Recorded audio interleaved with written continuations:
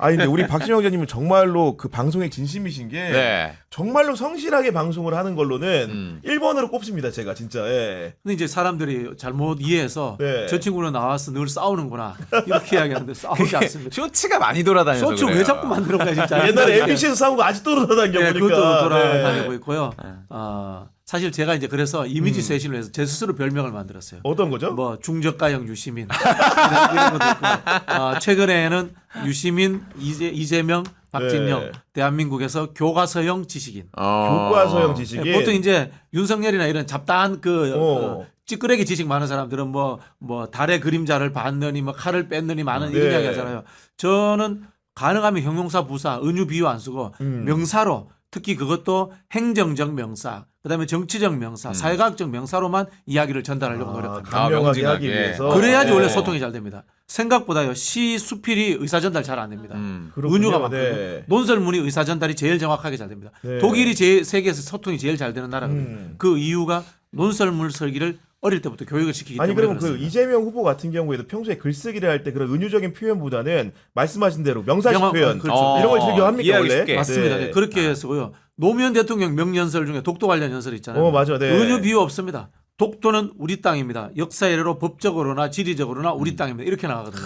정치는 명사의 연속이지 형용사 부사 많이 쓰는 사람들은 아니다. 네. 누굴 저격하시는 겁니까, 원장님? 장성철? 안 오면 이렇게 욕 먹는 거죠, 그죠? 왜 안 계신 거예요? 얘기 들어보니까 네. 교통체증이 심한 데다가 무슨 뭐 아. 사고도 앞에 있는 것 같다는데 그래요. 안전하게만 오시면 되니까요. 네. 뭐 절반 하시면 출연료 절반만 드립니다, 저희가. 그러니까 걱정하지 말고 안전하게 분 오시기 단위로 바랍니다. 자르도록 하겠습니다. 네. 오늘 이 얘기 좀 해봤으면 좋겠는데 네. 그 이재명 후보가 그 만찬을 했다는데 누구랑 만찬을 해서 봤더니 우리 정규재 전 한국경제신문 주필 네. 조갑제닷컴 대표 네. 이 두 분하고 밥을 먹었다고 합니다. 뭐 두 분을 분류하자면은 정규재 씨는 시장주의 보수죠. 전형적인 시장주의 보수고 그다음에 조갑재 씨는 사실 좀 극우에 가깝습니다.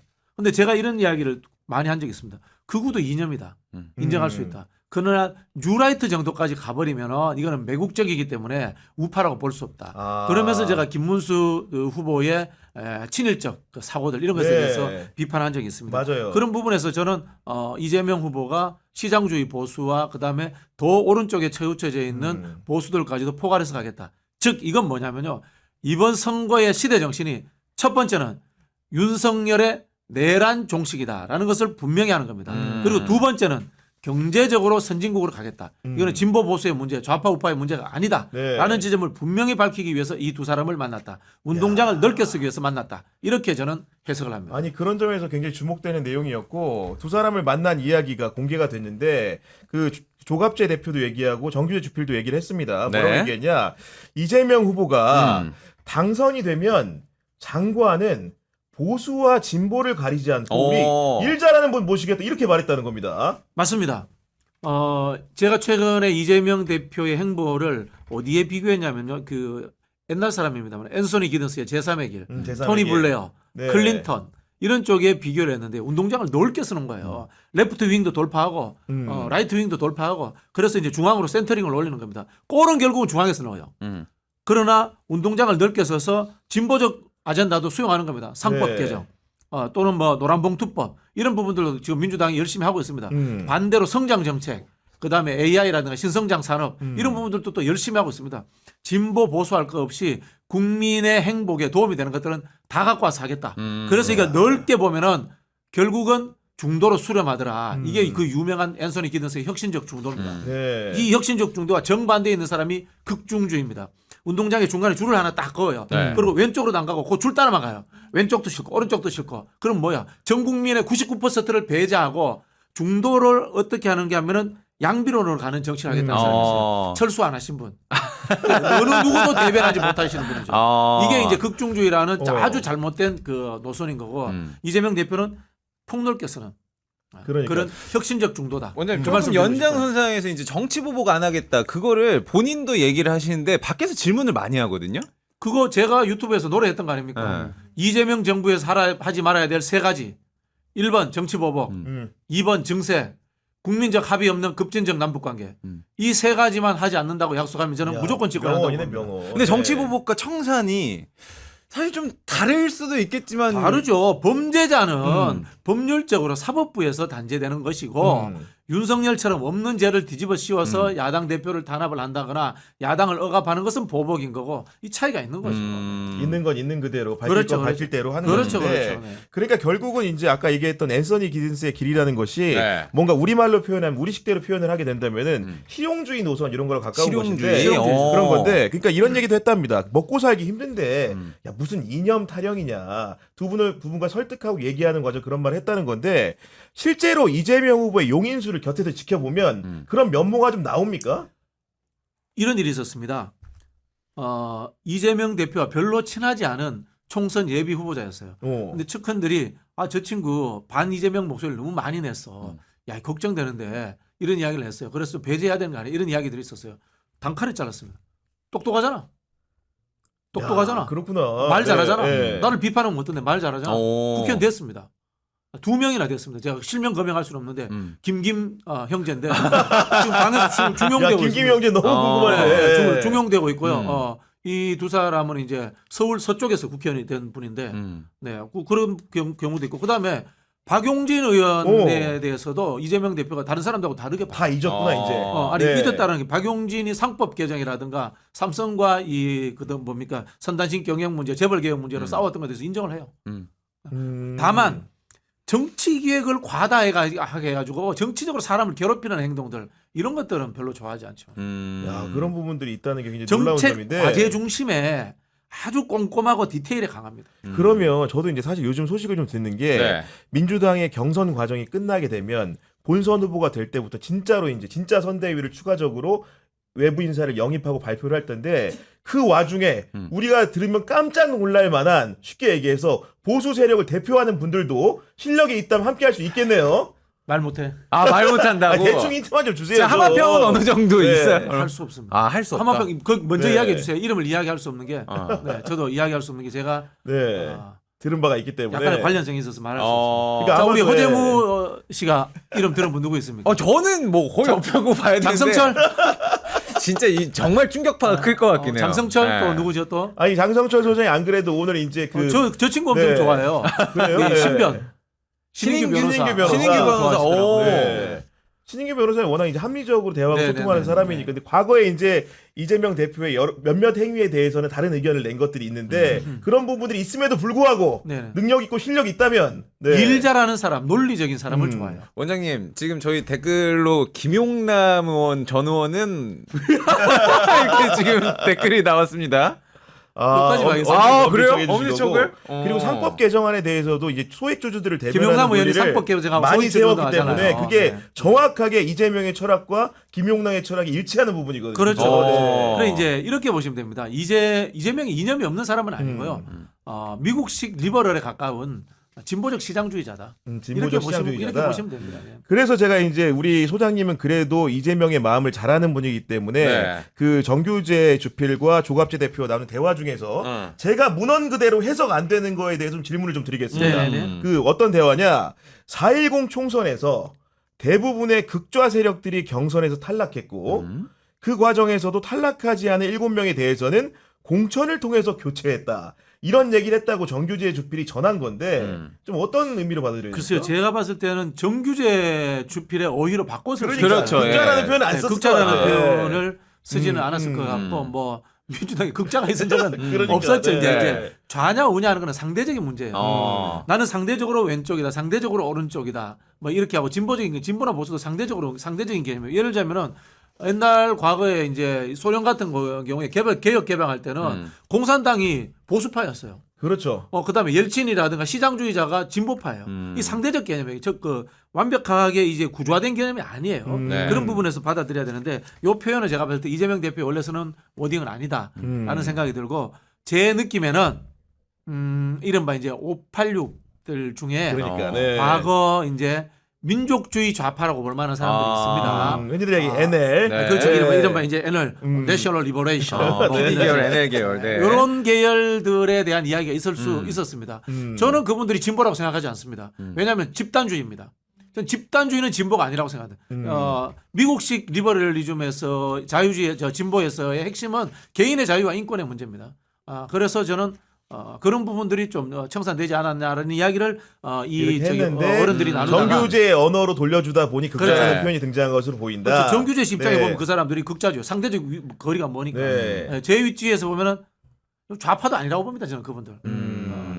알겠습니다. 하나 더 갑니다. 네. 한덕수 대행은 음. 한동훈, 홍준표와 먼저 단일화를 한 다음에 2차로는 이준석과 단일화를 할 것이라고 봤는데 구도가 좀 다르게 가는 것 같다. 이렇게 얘기를 하면서 어떻게 구도가 달라지는가는 그 두 분한테도 네. 얘기를 안 해줬다는 겁니다. 어떤 구도를 염두에 두고 있길래 이런 말을 했을까요?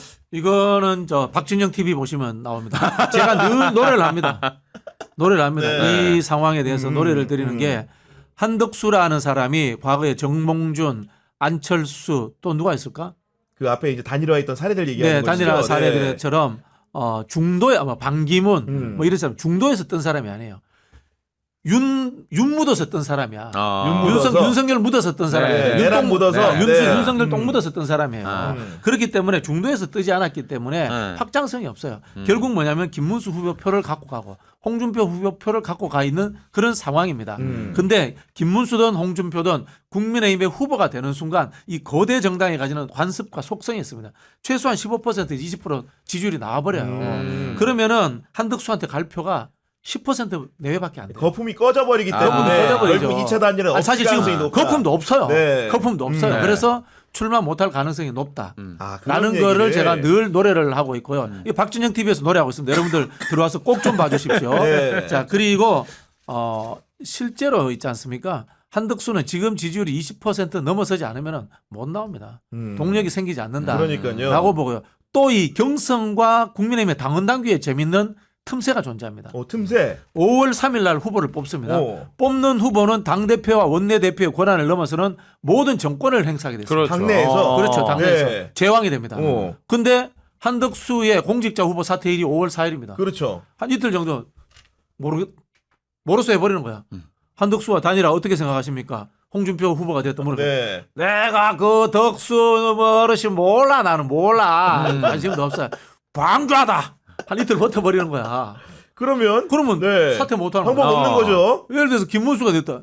제가 그 관심 없습니다. 뭐 있지 않습니까? 그러니까 그렇지. 후보의 뜻이 가장 중요해지는 그렇죠. 거잖아요. 후보 뜻이 당장 저는 미국을 하러 갔다 올게요. 이래버리면 끝나는 거예요. 야, 그렇구나. 네, 그래서 요 상황들을 제가 봤을 때 이재명 후보님도 박진영 TV를 보지 않았을까. 요 그랬을 부분에 수 대해서 있어요. 제가 제일 예. 정교하게 아마 이야기를 했을 겁니다. 그리고 하나 더 덧대서 해설하면은 네. 이준석 변수는 좀 어떻게 보고 계신 겁니까? 이준석 변수는 이재명 후보의 지지율에 달려 있고 본인의 지지율에 달려 있습니다. 아, 본인과 이재명 지지율. 본인 지지율은 제가 이해가 가는데. 이재명 후보 지지율이 50% 넘었다. 네. 그럼 뭐 단일할 필요가 없죠. 의미가 없다. 시뮬레이션 해보잖아요. 양자고도 시뮬레이션 해봤는데 어차피, 지금 보통 네. 뭐 평균 뭐 이게 공중파가 아니니까 해석 안 해도 되죠. 네, 선발이. 네, 맞아요. 예.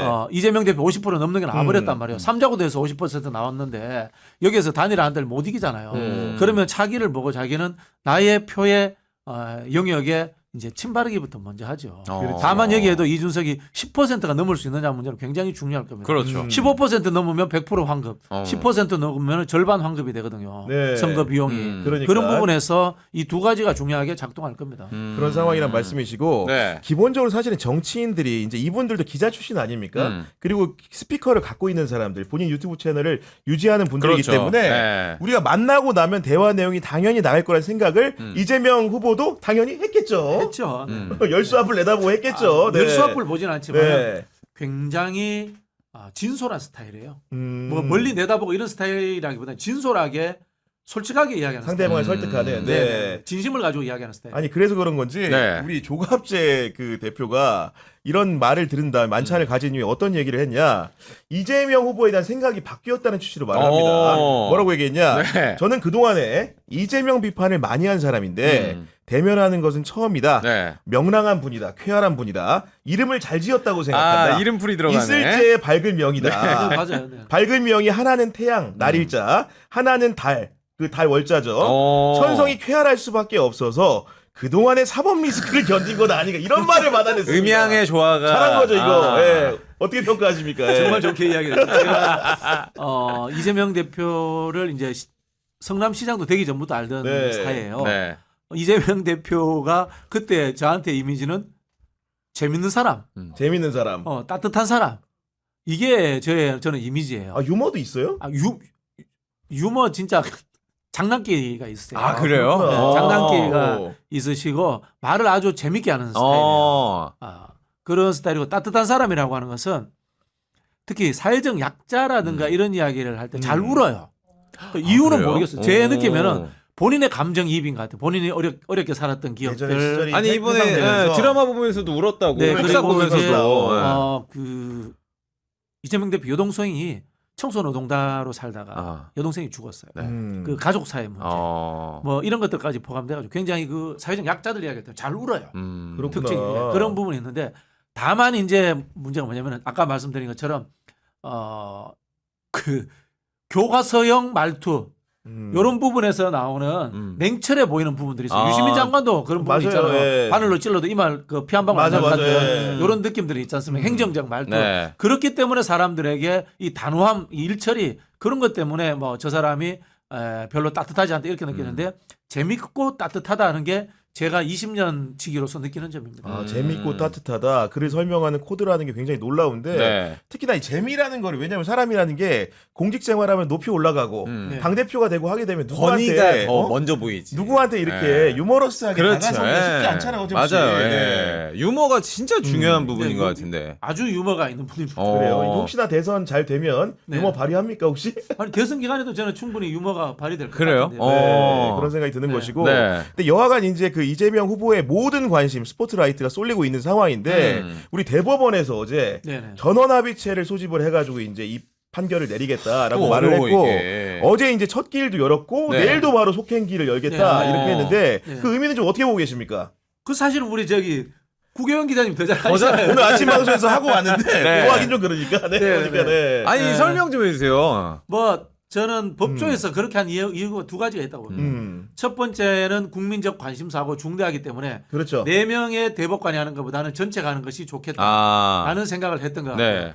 두 번째는 이게 이 헌법에 있는 표현의 자유라는 것과 이 선거법에 있어서의 정치인의 표현의 한계라는 것, 아. 요 부분에 대해서 저는 대법원이 한번 판례를 만들고 싶어한다. 야, 이 생각은 못 해봤는데. 예. 이 생각을 못했단 말이야. 이 생각이 제일 중요해 보이는데 안 해본 못 해봤거든요. TV를 역시. 일단 구독을 해야 돼. 이게 아마 저는 그 대법원에서 그런 생각을 한 것 같아요. 요번에 한번 이 지난번에 이재명 후보 측에서 정치적 표현의 자유라는 부분에 있어서 헌법 소원을 낸 적도 네. 있습니다. 그건 뭐 인용이 되진 않았습니다만은 거기에 대해서 분명히 국토부로부터 협박받는 느낌을 받았다. 네. 김문수를 안다 모른다 인지 이런 것들이 과연 선거법에 의해서 기소되어야 될 것인지 문제가 되는 부분인 건지 한번 판례를 한번 내리겠다라는 생각을 저는 가졌을 거다. 이렇게 네. 보면 이 부분이 가장 중요한 거고요. 저기 싸구려 저기 유튜버들 이야기하는 가까우신 분도 얘기하던데 보니까. 거론하십니까? 네? 거론은 못 하시고. 거론을 못했는데 그 다음에 또 뭐 보수 평론가들이 이야기하는 6월 3일 전에 결론을 내기 위해서라는 것은 이거 법조 출입하시면 알잖아요. 그 말도 안 되는 이야기잖아요. 아니 그리고 이제 결론값이라는 게 기본적으로 원심을 확정하거나 무죄가 파기환송인데. 되거나 파기환송하거나 하는데 시나리오가, 네. 그 두 가지는 얘기하는 거 좋다 이거. 아. 근데 파기자판으로 희망을 파기자판이 심어주는 어디 있어요, 말도 안 되는 그거. 그거 유튜버들 말이 안 되지 않습니까? 대법원이 뭐 이게. 자판기도 아니고 대법원이 뭐 우리 주진우 의원 자판기입니까? 주진우 의원이 그 제일 먼저 파기 자판이 네. 22년 동안 단 한 번도 없었다면서요. 그러니까, 네. 이게 말도 안 되는 거. 대법원 판결이라는 것이 법리지 않습니까? 법리적으로 문제가 있으나 없는지 하는 가지고 2심을 그대로 하거나 아니면 파기환송하면 고법으로 다시 돌아가는 거지 않습니까? 그렇죠. 네. 그 이야기인즉슨 어떻게 하든지 간에 6월 선거 3일 기간에 전에는 상관없어. 네. 6월 3일 전에는 결론이 안 난다라는 이야기입니다. 그 부분이 있는 거고 저는 조심스럽게 이제 전원 합의체라는 것이 2심을 뒤집을 가능성이 가장 없는 것이 전원 합의체가 아닌가. 아 2심 뒤집을 가능성이 가장 없는 왜냐하면 게. 저는 뭐 네. 정확하게 모릅니다. 전원 합의체도 나중에 안 되면은 다수결로 가기도 하죠. 네. 그렇겠죠. 뭐 다수결로 당연히. 가기도 합니다만 갑니다 실제로. 합니다만은 네. 합의를 하기 위해서 제일 노력한다는 거 아니에요. 맞아요. 네. 그렇게 된다면은 2심을 뒤집을 가능성은 가장 없는 것이 저는 전원 합의체다. 그렇게 그리고 보여집니다. 아까 말씀하신 그 예를 들면 표현의 자유 문제라든가 법률적 쟁점 등을 다툴 수는 있지만은 대법원이라는 것 자체가 1심에서 유죄받고 2심에서 무죄 판결한 대로 예를 들면은 사실심으로 허위 사실이나 여부를 떼지는 데가 아니잖아요. 그죠? 네네네. 그러다 보니까 이제 그런 부분에 대한 오해 때문에 많은 분들이 혹시나 이제 그 판결 결과가 쉽게 바뀔 수 있지 않을까라는 관측을 내놓으시는데 그건 사실과 다른 거 아닙니까? 절대 네. 그럴 없습니다. 진짜 네. 손에 좌우지 장기지 않겠다는 제가 말씀을 드리겠고요. 그리고 이거는 제가 사법부에 감히 제언 드리는데 왜냐하면 네. 저도 헌법에 대해서 그들만큼 아니까요.